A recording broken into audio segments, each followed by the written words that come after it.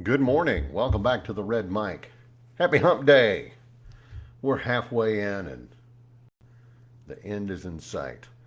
These Red Mic messages are leadership and life lessons I've picked up from 25 years as a public servant, 16 years as a youth football coach and scouting volunteer, and 10 years as a mediocre athlete with far more heart than actual physical ability. Today's Red Mic message: don't fear the barking dog, embrace the suck. Uh, Love what is difficult. Uh, how many other tortured metaphors can I make? um, all of those things have something in common. It's fear, discomfort, hard conversations. Most people will run away. They will hear that bark and go, "Yeah, I'm out of here. That's a biting dog." They flinch, they stall, they avoid. But whether it's a difficult conversation, a tough decision, an unfamiliar challenge, that barking dog, more often than not, it's just noise. And it's going to get louder unless you do something. When I coach football, new players always, well, not always, a lot of them would make the same mistake when they were learning how to get into a stance. They put their hands on their knees, or they'd straighten their back, or they'd not straighten their back. They'd bow their back a little bit, and I'd say, no, get your hands off your knees, lower your hips, straighten your back, tighten that core. And they'd say, "Coach, it hurts." And I'd go, "Yeah, that's how you know you're doing it right." Pain was not the problem. Pain was the teacher. It was letting them know that ache in your quads, that burn in your back, that's doing it right. And that's what's going to separate you from the kid across town doing the same thing, but not embracing the pain, not leaning into it, not fighting through it in order to get to what's good on the other side. The kids who worked through it and endured in spite of it, those are the ones who are going to win in the third and fourth quarter when everybody's tired, everybody's worn out, when quitting is easier. You don't get stronger by avoiding discomfort. You get stronger by fighting through it. Rocky ain't about how hard you get hit. It's about making sure that you keep moving, you keep standing, right?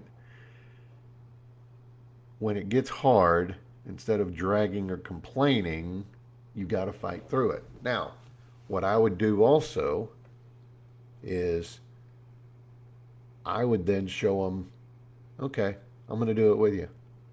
I'd get in the same stance, the same way, and I'd do it just as long, or usually longer than they would. If they were in a hitting stance, I would be too. If they were doing push ups, I would get down on the ground next to them and I would do push ups with them.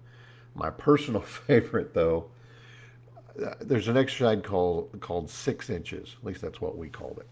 You'd lay on your back and you'd raise your feet 6 inches off the ground. Now, if you really wanted to be cruel, you would then have them spread their legs and put them back together, and spread their legs and put them back together, or raise their legs up and then lower them back down. That put extra pressure on their core, on their gut muscles. And that was an exercise that would really separate the the ones willing to fight through the pain and those that were just willing to do a little bit and then quit. Same thing when a dog's barking. Sometimes what it needs to know, just like those kids, they need to know that they can trust you. They need to know that you are willing to get down on their level. So you're approached by, or you see a dog and they're barking their head off. Get lower. Get closer to their level. Trust doesn't happen if you are hovering over or lording over people.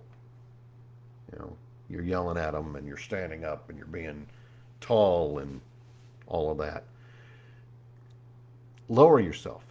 Meet them where they are and say, I'm with you. Let's do this together.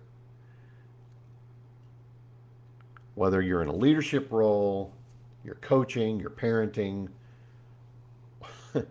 or just trying to be a decent human, don't run from the bark. Don't run from the hard. Run toward it. And if you need to, get down on the ground. Lower yourself. Build that trust. That's how the work's going to get done. And that's today's Red Mike message. I hope you found it interesting. I hope you find it helpful. I hope you're able to put it in place in your own life. I appreciate you being here. I really do. Let me know what you're thinking. Leave messages down in the comments. Give me a like, a follow, and a share. The share is really important. Let other people know, hey, I've been listening to this guy. I like what he says. Maybe you will too. Thanks so much for being here. I'll see you again tomorrow.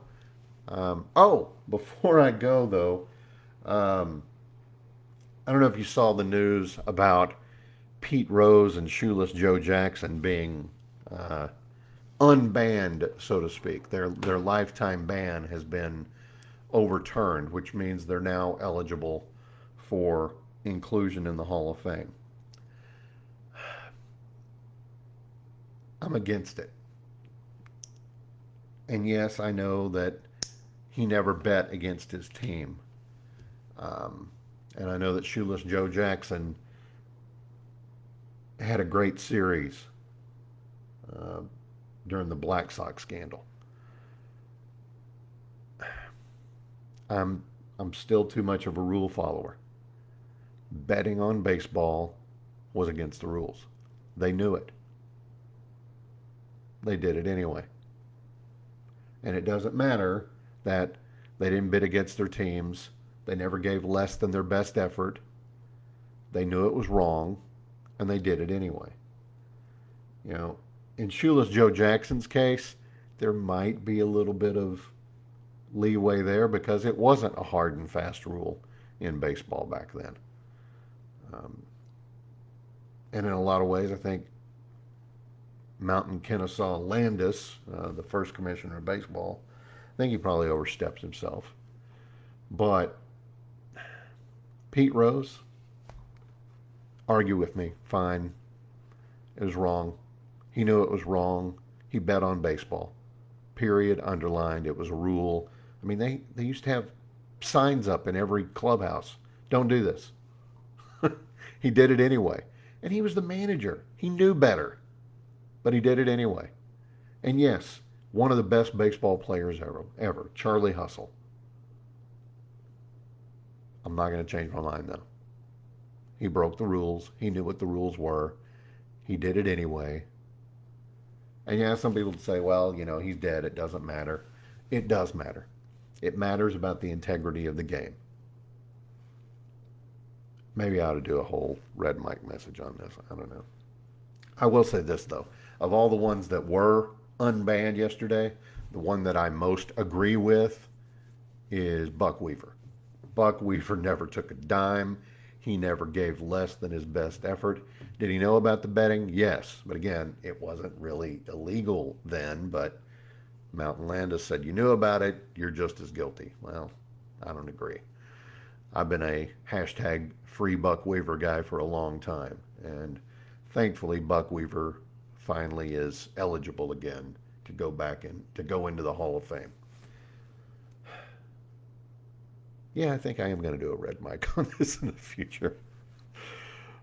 I'm sure I can come up with some other instances of people breaking the rules and everybody going, hey, it's all right.